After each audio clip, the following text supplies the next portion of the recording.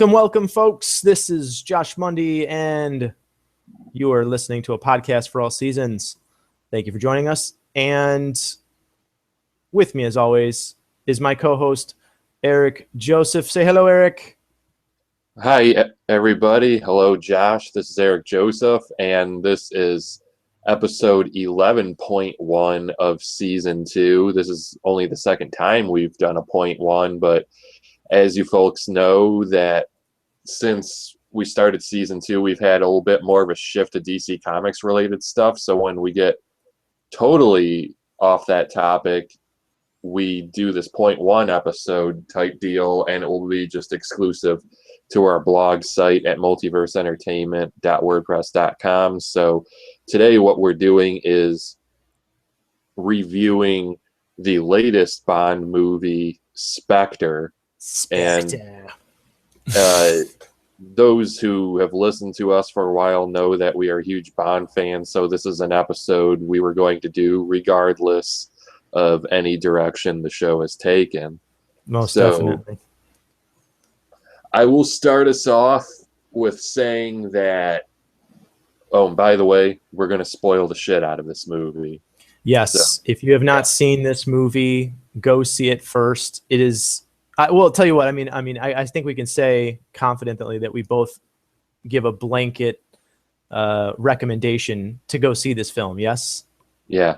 Okay. So go see this movie. Come back and listen to the podcast. See if you like our take on it. It's definitely worth seeing, and you'll hear more about it later. So, yeah, Eric, start us off. What did you think? Personally, I loved it. I don't know why people were complaining about this. This was really classic James Bond through and through. This is what a celebration of 50 years of James Bond should have been. I think this now makes 53 years, and we're talking big screen cinematic Bond, that is. Right. When they did the 50-year anniversary for Dr. No with the release of Skyfall, I know in that movie they wanted to pay homage to certain eras of Bond throughout it while still making it a Daniel Craig movie. But people, if you were like me and didn't think Skyfall was the best Bond movie ever made, let alone didn't even belong in the top 10 Bond films, I mean, I liked Skyfall. It was beautifully shot, but it dragged. And that whole Home Alone third act, I didn't quite care for. You didn't care for James Bond Kevin McAllister edition? No, it was... I think we've discussed it before a little bit on this show, but I mean, like I said, I don't hate Skyfall, but this gets back to more James Bond and less Jason Bourne, if you know what I mean, because even The Simpsons was talking about James Bond at one point, Lenny and Carl around the water cooler and saying, I love how he doesn't do James Bond things anymore. He's not good at shooting or doing anything. He doesn't say anything funny. He's not even handsome. it was just going on, and it's like our friend Sean that we almost had do a Bond episode with us before. He didn't like Skyfall at all, and those were like his complaints about the movie, and he didn't even want to see Spectre in theaters, and I was telling him how much I loved it, and so when it comes out on DVD, maybe I'll have him over and we'll watch it together. But I was saying, yeah, this was the anti-Skyfall, even though it was the same director and everything. Right. But it's still shot very well. But yeah, as you can see at the end of Skyfall, they had the classic M office, Miss Moneypenny, and it hinted that the next one was going to go more in a traditional James Bond direction, and that's exactly what they did. There's a lot of great action sequences. We have, yes, it's Blofeld in the movie. It's more so. Well, Jesus, man, you didn't need to just give it away. I know we said spoilers, but you could have given them a little. Christoph Waltz, but a lot of fans knew this was coming anyway. This was about as much of a surprise as finding out Marion Cotillard was in fact Talia al Ghul in The Dark Knight Rises. Right, or Benedict Cumberbatch was Khan in Star Trek Into Darkness. It's the worst kept secrets in Hollywood. Yeah, you just knew it. And uh, like I said, the action was so well done, and I'm just gonna make comments about things going through chronologically as best I can because it's a movie I've seen only one time, but I've seen it more recently than Josh because I saw it this past Saturday. But yeah, first thing I'll comment on is the theme song of the movie. Oh, Um, Was it Sam Smith? yeah, Ugh. instrumentally, it was fantastic. Vocally, it's one of the worst Bond themes of all time. And I I don't don't want know. to go I'm crazy not and say sure if that, it's but I don't. worse. I'm not sure if it's worse than Madonna's theme for Die Another Day because at least that song had personality. But Die I Another really Day. It was can't. jazzy. It was hip for the '90s. Die Another Day was 2002. Well, I'm sorry You don't that want to get you don't want to get cannibalized in the comments, Josh. I'm saying the '90s because I'm thinking the whole genre that started off with Pierce Brosnan Well, moving well, yeah, forward. three of his four were in Yeah. the '90s, For but the Brosnan films, I think it's definitely got that '90s flavor. yeah, but at least Madonna's theme kind of had personality. Sam It Smith's, was a really bad song, by the way. yeah, it was just way too way too heavy on the castrato vocals. I'll just say that it was this theme song can peel paint off walls. That's what I'm saying. It's like I almost would have rather listened to Bulgarian disco. I just think, Sam Smith's scene was that bad. Yeah, Uh, it came off to me as like, obviously, the castrato is the male soprano equivalent, but it came off to me as it was almost like this BG-esque falsetto, just too much of this, wailing. And I will say though, I really really enjoyed the intro. I mean the Bond, um, as they cut to the song, there's always this very ethereal, the um, tentacle porn? the tentacle porn. Yeah, that was another thing. I don't remember the actual. I'm not a huge enough anime fan that I remember the actual technical Japanese word for tentacle porn, but it was very it evoked that significantly. But I thought it was really well made. Yeah, the tentacle porn was a little strange. I wouldn't so much call it tentacle porn as uh, tentacle as hinting at tentacle porn. Maybe I don't know. Yeah, the opening action sequence, as usual with Bond films, was pretty great. I also liked how they were kind of homages to past Bond movies because we kind of had a remote resort in a mountain area that kind of harkened back to On Her Majesty's Secret Service for me, which is one of my favorite films.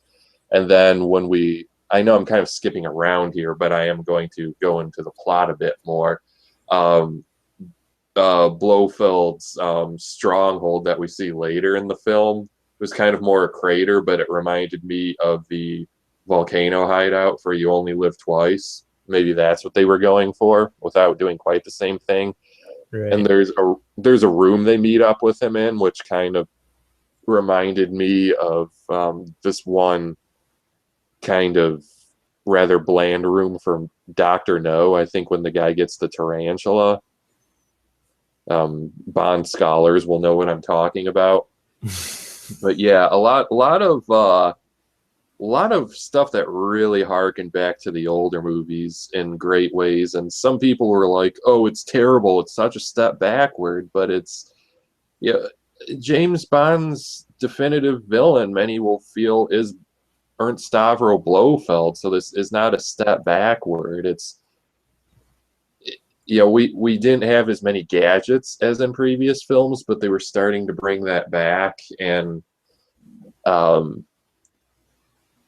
something that I liked about this was kind of taking the journey of discovery with James Bond. I thought it was rather intriguing, and also working Blofeld that they were more connected instead of two guys who randomly came across each other in the spy game. Mm-hmm. And uh, I'm not. That's one thing I'm not going to completely spoil. But yes, they do have a history together, and it comes full circle for James.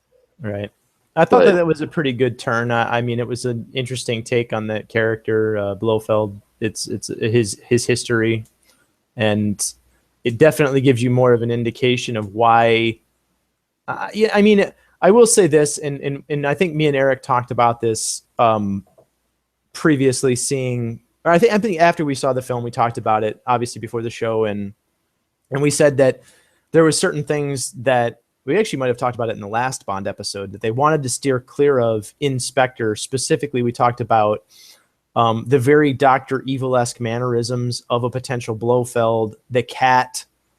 yeah, the cat's in there, but it's more so of a nod because it's not Right, like he's the kitty in his lap. Because now people associate the cat with Doctor Evil, who's a parody of Blofeld, specifically right, the Donald Pleasance version of the character from You Only Live Twice. right. But I mean, the character, which was, one of the best television, or I'm sorry, movie villains, most iconic movie villains, is up there with, some of the greats. And he's been parodied so significantly, and it's so fresh in the memory of the American public, or at least the movie going public, that now you cannot differentiate between, he was not called, number one, for example, because it's too much like Austin Powers, number one. You're going to have this very catchy parodied thing, and I think that if they just had him as this evil, almost parody of himself villain, even if he was a lot like, say, Pleasance's Blofeld. Yeah, and there's much more of a nod to Pleasance's Blofeld toward the end. Right. There's a very glaring one.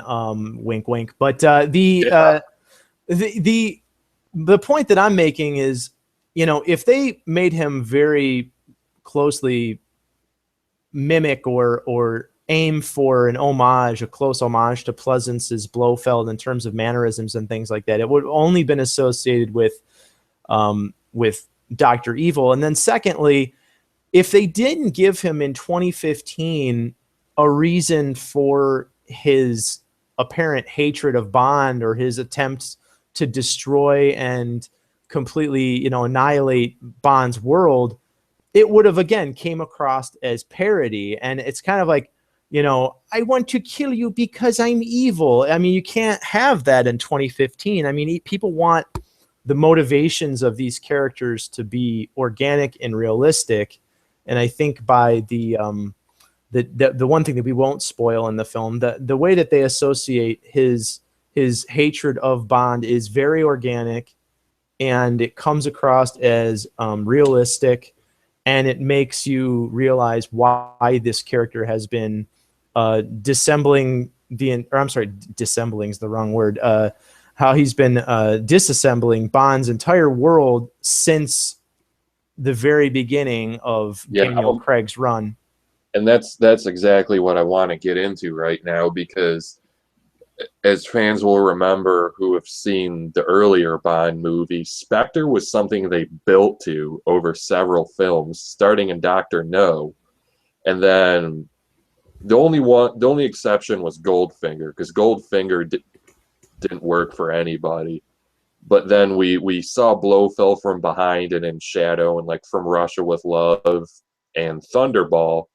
And then in You Only Live Twice, we got to see the man himself, which was Donald Pleasance, and that his version tends to be thought of the more iconic look. Though Josh and I will agree that Telly Savalas and On Her Majesty's Secret Service was the best Blofeld, at least of that era. Would you not say so? Yeah, absolutely. I mean, Telly Savalas is.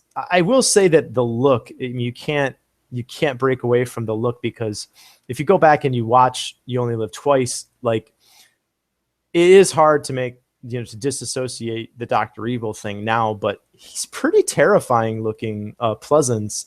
But when Telly Savalas has it's often talked about when people talk about Telly Savalas in films, they talk about his just physical presence. He's got such a physical presence that even when you're not getting this completely full reveal of him or anything. He still has this imposing physical presence that is there, and yeah, it probably makes him the best Blofeld of that era.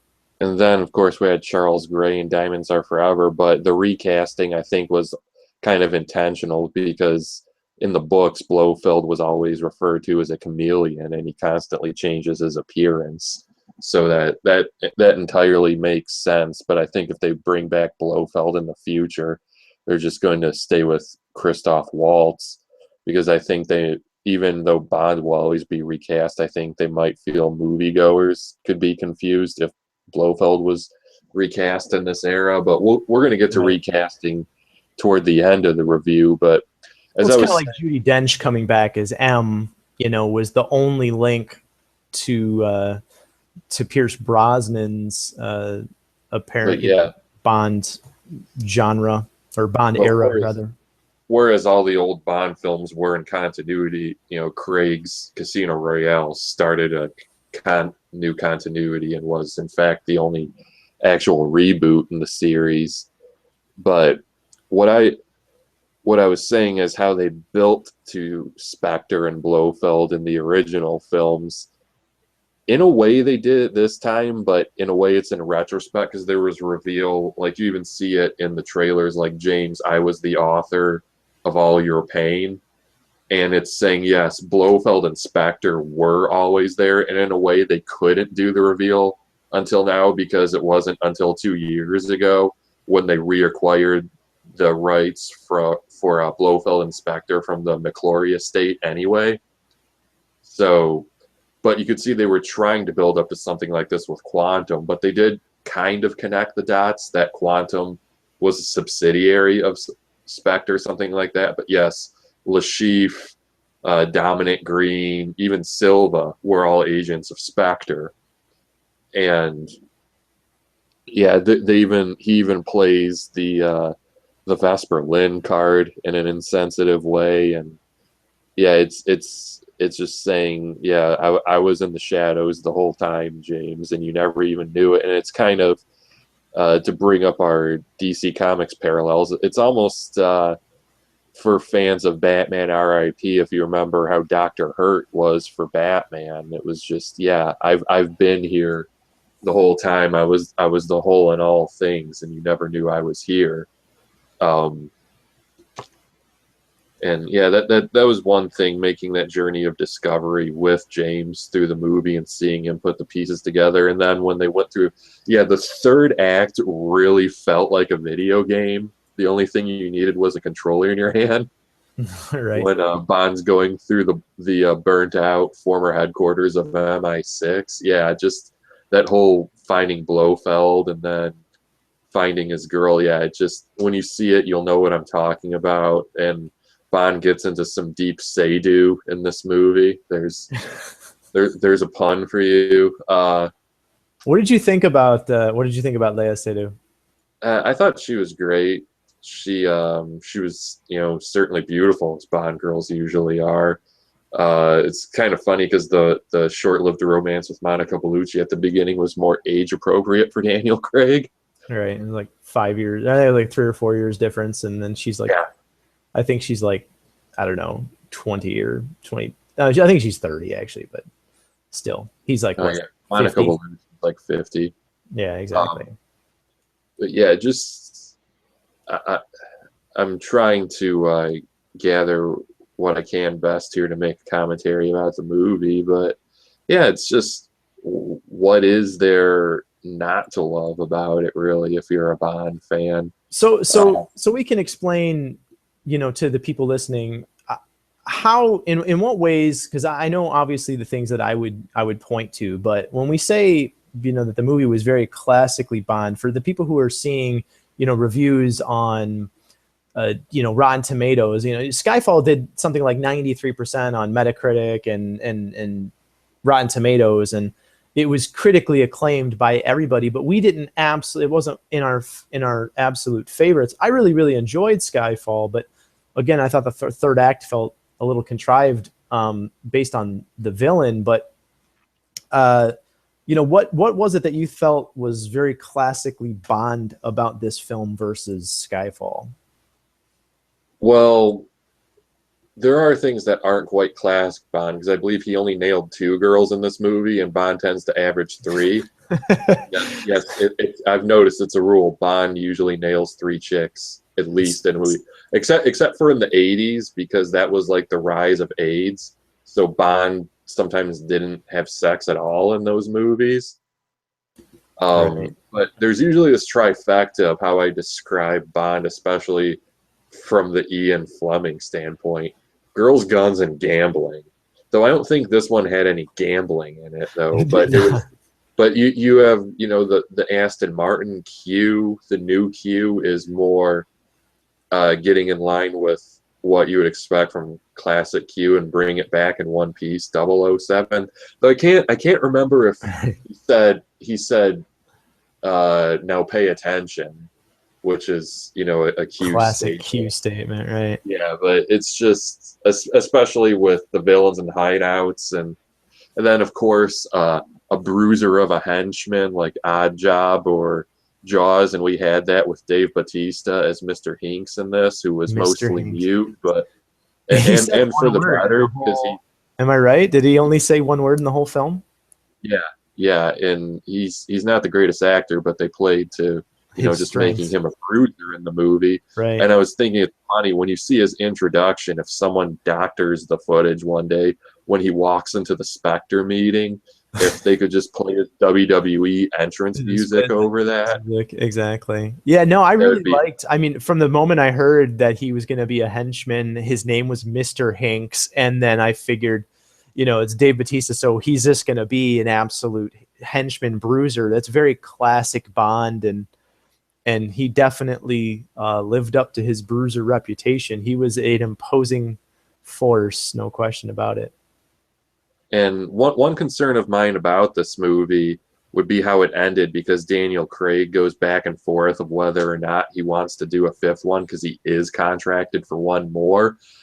And most of his most quoted statement was when he said he would rather slash his wrists than do another Bond movie. That got more press than when he clarified it a few weeks later on the Today Show when he said, well, if you're running a marathon and 200 yards from the end, someone asks you if you want to run another marathon, what would you say? A lot of work goes into these Bond movies. They're very physically intensive, and Craig does a lot of stunts. Right. And he said he doesn't want to think about doing Bond for at least 2 more years. So yeah, give him a break, but he might do it. But if he does not come back, I will say that this does tie things up. I mean, you can certainly see where they could go with another one. With Do you want to give Blofeld. away? Do you want to spoil the very ending? I mean, I don't necessarily think we have to. We've spoiled I will several things. spoil it in saying Blofeld lives. Yeah, Blofeld lives Because he does not get dropped into a smokestack this time. If Blofeld has better surveillance and resources than every intelligence agency on the planet combined, yeah, he's going to get out of jail in like 20 minutes. Right. So yeah, he will totally be back. I think they probably have long-term plans for Blofeld and the Spectre organization. But as for if it does have an ending where if this was Craig's last, you wouldn't feel anything was unfinished with him. It's Right. a fitting finale for his character if need be. Now, of course, the next guy is probably playing James Bond in the same continuity. I don't think anyone's going to do a hard reboot yet again. No, that's But unnecessary as well. I mean, it's but the intangible here is that now the Bond franchise is going to enter a bidding war because the partnership for distribution between MGM and Sony is no longer. I mean, Sony could probably get it back, but now we're going to see Warner Brothers, Fox, and Paramount enter the fray. And I'm kind of pulling for Warner Brothers because that would mean Christopher Nolan would one day get his wish of directing a Bond movie. so it would just seem imminent. And Sam Mendes says he's probably not going to do another one. So it also falls in with, is a studio going to want Craig for one more to just establish that familiarity and continuity, or do they just want to start with another actor and say, hey, this is our James Bond? I know a lot of people are pulling for Idris Elba to be the next Bond, and if he's going to be, the time is now because he's not getting any younger. If Right. Craig does one more, we're talking about a film that's 3-4 years away, and then the next Bond being 3-4 years after that. Yeah, that's. Right. I think by then, I mean, Idris Elba's Elba's like ship 40. sailed. I think he's like 43 or 44 or something like that. But And yeah, but Elba pushing 50 is not the time to right. start a guy to do 3 to 5 pictures. Absolutely. I think the next Bond, regardless of ethnicity, needs to be late 30s, early 40s minimum. I mean, I would say even early for it. I mean, it really depends on what you're going for, because if you want Bond to feel like you've got the training, the experience, and the history of James Bond, you can't make him younger than, I'd say, 35, and as young as possible, went into the military, then went through training and all this other stuff, joined Yeah, but MI6 and you know so what on I and so say? forth. You need a guy who can grow with a few films. Right, exactly. Isn't looking like Roger Moore did in his final 2 films, because for those who don't know, Roger Moore didn't even want to do the final 2 films he did, He thought he was because I too think old. the contract was up. They just kept throwing more money at him instead of recasting. He just said, like, okay, I'll do it. Yeah, it's hard to turn down those gigantic wads of hundreds when they throw them at you like that. Yeah, because Craig says he has no regrets about doing the Bond movies. They're just very intensive. They're a lot of work. And But yeah, I mean, here's the thing. Like, name the first Daniel Craig movie that comes to your head that he's not James Bond in. the girl with the dragon tattoo, which is undergoing a complete recast for the sequel. Right, but I mean, I'm saying, like, that's the only one that you can think of in recent. I mean, most people will have to think about it, and layer cake, golden compass. I mean, Tomb Raider. Tomb Raider.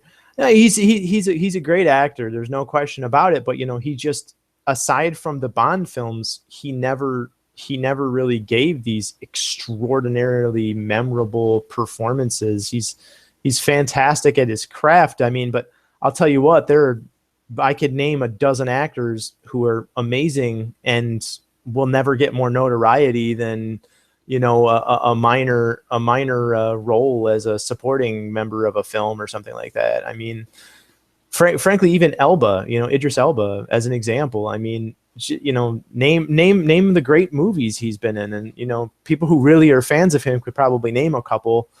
Prometheus is the first one that comes to my mind because I really enjoyed the film, but his role was not particularly memorable. I wasn't like, oh man, he was the best. So I don't know. Someone who's gonna be recast has really got to fill the shoes that Craig had as Bond, because he became iconic as an actor and as James Bond in that role. Like, there's no question about it. I'd say probably 3 out of 4 people, maybe 1/2 to 3 out of 4 people, say that he's their favorite Bond that I speak to. I was going to ask if you had anything more to say about the film, and maybe it'll jog my memory a little bit before we give it a score. Well, I mean, as far as a review, I was going to say it nailed so many classic Bond tropes. Yeah, the stuff with Q, for example, it felt very much like several Bond films with that modern take on it. So, does James Bond get the super high fancy car that turns invisible like in the Brosnan films? No, he gets a car that's obviously been spec'd with bulletproofing, and it's got very crude controls on it, but it's not even meant for him, because he's pissed off MI6, and so all he gets is a watch. And it's kind of like, yeah, it's a watch, it tells time, this is all you get. And obviously there's like the tongue-in-cheek idea that it also is a bomb, But the fact that he like literally bangs the widow of some guy he just killed, I mean, if that's not James Bond stuff, like I don't know what is. He instantly seduces the widow of somebody he just killed and then visits his funeral of. I really liked, I will say one thing that they nailed, which hasn't been seen so much in other Bond films, is Ralph Fiennes and Naomi Harris's Ray. Emin. Ralph Ray. That he goes by both. But Ray Fiennes. The fact that you see them as actual operatives versus just supporting cast members, like you'd believe that when the shit hits the fan, like he can actually fight and maybe kill someone if he needed to. He's not some like, hopeless, helpless old man sitting in an office, smoking cigars like, the M of yesteryear. So I thought that was very cool to see. And then obviously things like, yes, the car, we got the new Aston Martin, the DB10, then he quite literally almost drives off into the sunset in the classic DB5 Aston Martin. I mean, that's just super iconic Bond. The henchman, Spectre, this huge criminal organization. Those things are so iconic in terms of Bond that, I absolutely love that return to it. And I felt like it's been missing in several of the Bond films where it's gone more of the Jason Bourne route than it has gone the James Bond. And I feel like this movie really nailed the suspension of disbelief from films and the grounded-esque reality that we kind of got when it relaunched in the very first Craig film that we saw in Casino Royale. Yeah, I think score-wise, I would give this one an 8.5. Yeah, I think so. The only negative thing that I have is right the last eighth of the third act, the last little hair of the third act, kind of felt like it went out with a little bit of a whimper. I felt like they could have done a more classical Bond ending. I mean, like I said, it kind of ends with him riding off into the sunset in the Aston DB5. And I'm not just speaking metaphorically, literally almost does exactly that. But I just felt like it could have had a little bit more of a flashy ending. But I think that they did want that ending to give it that conclusive feel for Craig's run. So I'd probably give it about an 8.5 as well. Otherwise, it would have been maybe a 9, or it might have even pushed it into 10 territory with like a really, really, really solid ending. Yeah, I thought it was a very good ending, but not spectacular.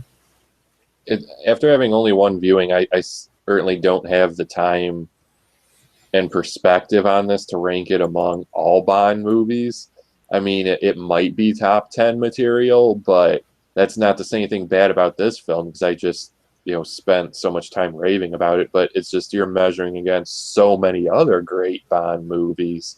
But I think I could at least rank the Craig ones, and I would say I would go Casino Royale, which is of course my favorite Bond movie, period, then Spectre, then Quantum of Solace, and then Skyfall.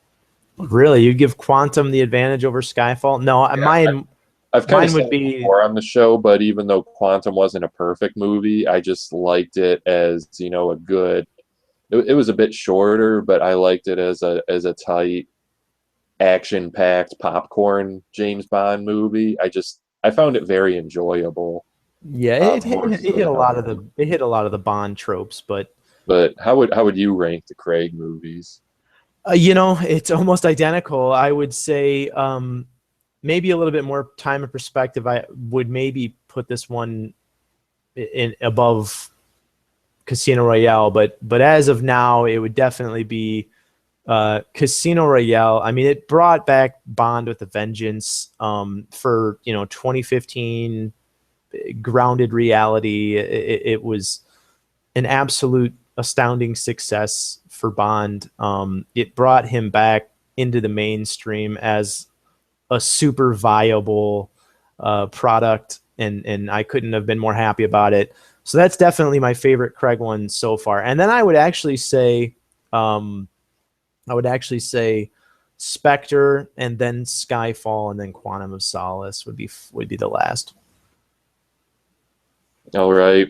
So I guess that does it for our Spectre review. And before we close, we'll just do something since we have a bit of time, even though we weren't going to do as long of an episode, or at least didn't intend to.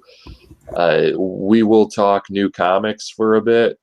So I'll let Josh start this one off. What did you pick up lately, and what have you been reading? I actually picked up comics Saturday, and I had so much that it was just outrageous. I've been trying to keep up because I've got Star Wars fever, and everybody does, because pretty soon Force Awakens drops. So I was catching up on Darth Vader. So I think it was Marvel's Darth Vader number 11. And then they had the first issue in, I think it's a 6 or a 7-part series, which is I think it's Darth Vader Fall, or Falls, or something like that, or the Fall of Darth Vader. I can't remember the title exactly, but I read those two. But my wife actually had bought me recently, as a gift, Superman the Dailies, which is a collected series of the dailies, for the first, I believe it might be 12 years of Superman's Sunday, or no, I'm sorry, it's exactly that, the dailies. So the daily comic book strips from Superman. So it's a really thick, like coffee table book. So I've been reading that, and actually it's pretty good stuff. If you like classic Superman, like if you like any of the Darwin Cook stuff that he's done for Superman or the Justice League, or Nick New Frontier, you'll probably enjoy that as like a nostalgic piece. But yeah, I noticed that I've been buying a lot more Marvel comics lately. None of them are in the Marvel universe proper, however. They're all Star Wars titles. But that's pretty much it for me. What about you, Eric? Yeah, those Star Wars titles also happen to be some of Marvel's best selling as well. Um, for me, yesterday I picked up Batman Europa #1, and yes, it's finally here.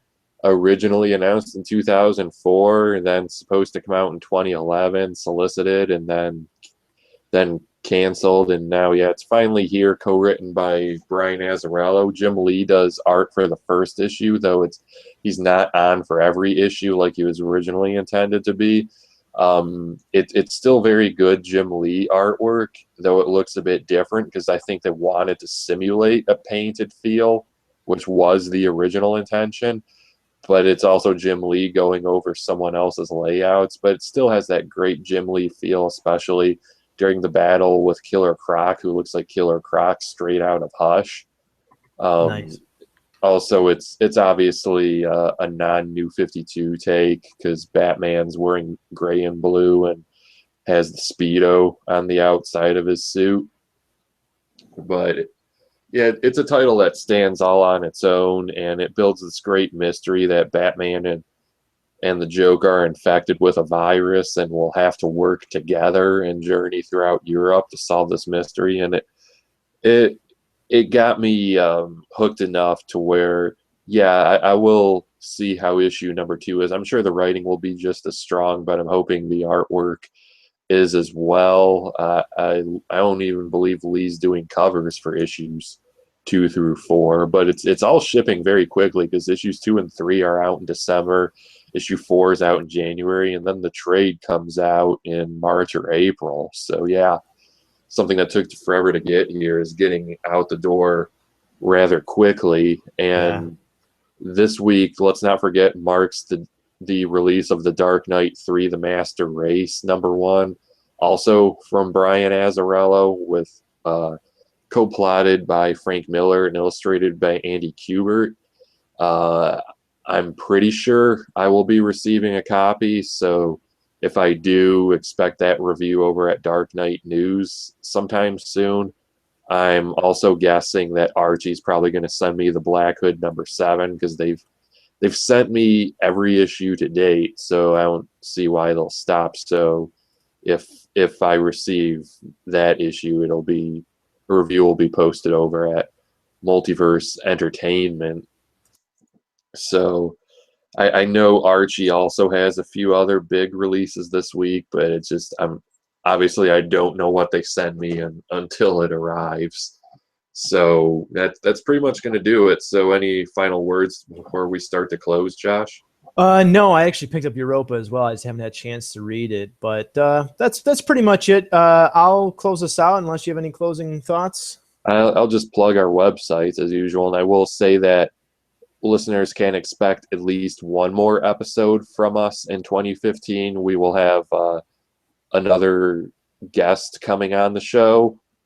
I am trying to arrange things with some celebrities, but that's if their PR people will allow them to do it, and shooting schedules and all that jazz. So we'll see, but the guest we have planned will be for our DC TV mid-season review, and it's a friend of ours from another website, and it's kind of going to be a little bit I guess if you want to call it cross promotion, but we enjoy the website he works for, so we'll be glad to have him. So yeah, after the fall finales, look forward to that. So that means catch up on your DC shows, Josh. I am catching up as we speak. So again, our websites for all the latest Batman news across all forms of media, collectibles, and everything, visit darkknightnews.com. For all the latest DC Comics news across all media, visit dccomicsnews.com. For Archie reviews, every episode of this podcast, and other miscellaneous crap, visit our blog site, multiverseentertainment.wordpress.com. I also write for WeGotThisCovered.com. That's not affiliated with this podcast in every way, but it's a very cool site covering movies, TV, video games, music, a wide variety of things. I highly recommend visiting that site.